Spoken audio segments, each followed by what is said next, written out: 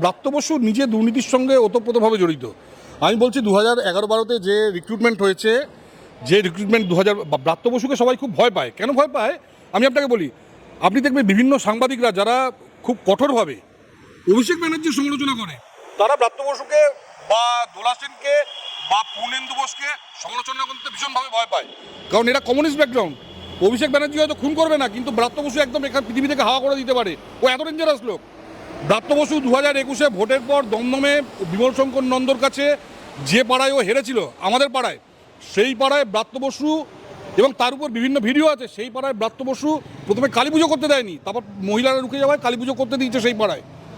ব্রাত্য বসু ভয়ঙ্কর লোক, এবং যে জন্য সাংবাদিকরাও ব্রাত্য বসুকে ভয় পায়। আপনি দেখবেন বড় বড় সাংবাদিক যারা বিভিন্ন ইউটিউব চ্যানেল খুলেছেন, তারা ব্রাত্য বসুকে ম্যাও ম্যাও ম্যাও ম্যাও করে কথা বলে, কারণ প্রত্যেকে ভয় পায় ব্রাত্য বসু। তারা অভিষেককে ভয় পায় না, তারা মমতা ব্যানার্জিকে ভয় পায় না, কিন্তু ব্রাত্য বসুকে ভয় পায়। বাংলা হান্টের আরো খবর দেখতে নজর রাখুন।